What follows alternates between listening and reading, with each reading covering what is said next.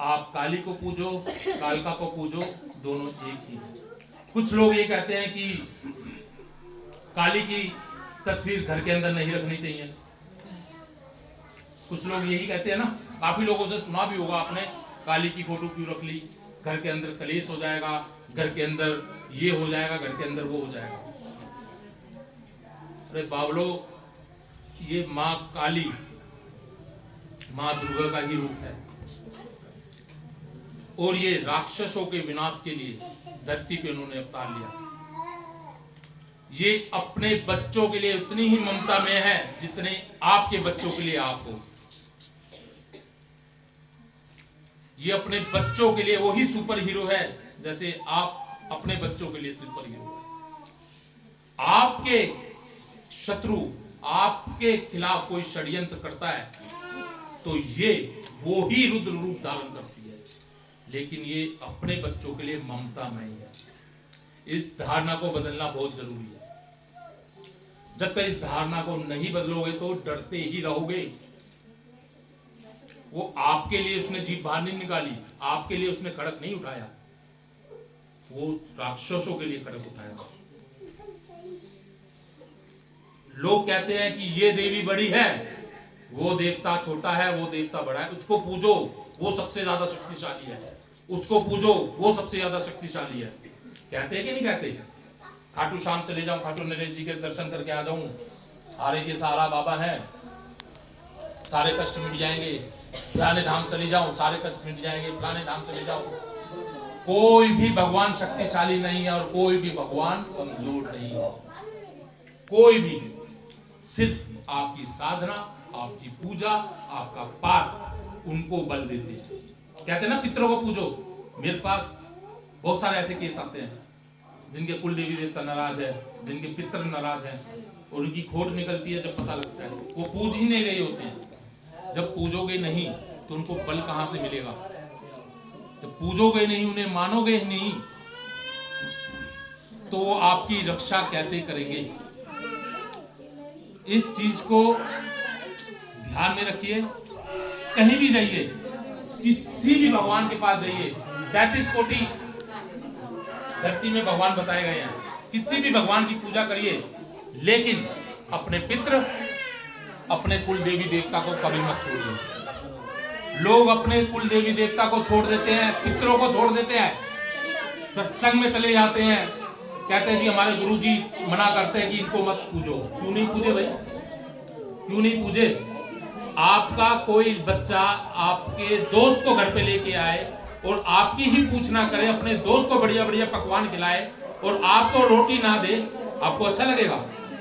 अच्छा लगेगा कि बुरा लगेगा? बुरा लगेगा ना।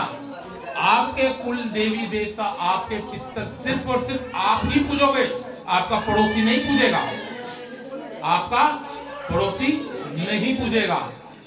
इष्ट सबके अलग हो सकते हैं। घर में अगर 4 सदस्य हैं तो इष्ट चारों के अलग हो सकते हैं। कोई कृष्ण जी को मानता है, कोई राम जी को मानता है, कोई हनुमान जी को मानता है, कोई देवी माता को मानता है। इष्ट सबके अलग अलग हो सकते हैं, लेकिन कुल देवी देवता आपके भी वही हैं, आपके पिताजी के भी वही हैं, आपके दादा के भी वही हैं और आपके बच्चों के भी वही होंगे और उनके बच्चों के भी वही होंगे।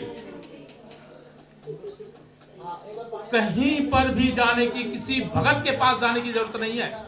ये छोटा सा फार्मूला देके जा रहा हूं। किसी भी भगत, किसी भी चौकी, किसी भी दरबार में जाने की जरूरत नहीं पड़ेगी अगर आप अपने कुल देवी देवता और अपने पितरों को मना के चलोगे। हर रास्ते खोल देंगे वो। लेकिन लोग ये नहीं करते। लोगों को आजकल चाहिए शॉर्टकट। फलाने बाबा के पास चले जाओ, 1100 रुपए टिकवाओ, 2100 रुपए टिकवाओ, फलानी चीज है, फलाना वो है, बस इसी चीज में। और फिर क्या, जिस तरीके से एक डॉक्टर के पास गए, उसकी दवाई खाई, फिर दूसरे के पास गए, दूसरे की दवाई खाई, तीसरे के पास गए, तीसरे की दवाई खाई, वो दवाई क्या करती है? रिएक्शन करती है। इसी तरीके से ये भगत के इलाज भी रिएक्शन करते हैं। मेरे पास काफी केस आते हैं ऐसे, जो कई कई भक्तों के पास जाके कितने लाखों रुपए बर्बाद करके जब मेरे पास आते हैं और जब उन्हें पता लगती है हाँ जी गुरुजी ये हो गया, फलाने के पास गए, वाल्मीकि के पास चले गए, वहां से आराम नहीं पड़ा, किसी मुसलमान के पास चले गए, वहां से आराम नहीं पड़ा, किसी तीसरे के पास चले गए, वहां से आराम नहीं पड़ा। अरे सबने अपनी शक्तियों से काम करवाना है, और यही चीज आपके घर में तांडव मचाती है। परेशानी जरा सी होती है, लेकिन वो आपकी गलतियों की वजह से परेशानी बड़ी कर लेते हो, और फिर कई सालों से भटकाते, क्योंकि शक्तियां देखती हैं। आप इंसान को बेवकूफ बना सकते हो, भगवान को कभी नहीं बना सकते, कभी नहीं बना सकते। वो देखती है कि ये मेरे पास भी आया, फलाने के पास भी गया, ढिकाने के पास भी गया, और इसका मन कहीं नहीं लगा। ये सोचता है 2 मिनट में इलाज हो जाए। 2 मिनट में तो मैगी भी नहीं बनती है, लिखा होता ना, लिखा होता है कि नहीं लिखा, 2 मिनट में मैगी बनती है, 2 मिनट में बना के देख लेना। सिर्फ और सिर्फ काम, आपका विश्वास, आपका भाव।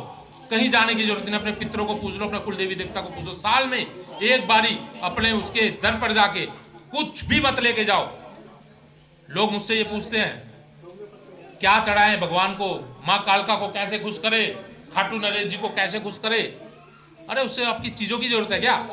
चीजों की जरूरत है उसको? अगर इंसान अगर चीजों से खुश होने लग, भगवान अगर इन चीजों से खुश होने लग जाता तो संसार में कुछ भी नहीं बचता। भक्ति के अंदर कोई कंडीशन नहीं है, कोई लिमिट नहीं है। जैसी आपको आती है भक्ति करो, जैसी आपको आती है पूजा करो, मंत्र आते हैं करो, नहीं आते मत करो। जोत बत्ती लगानी है लगाओ, जोत बत्ती नहीं लगानी है लगाओ।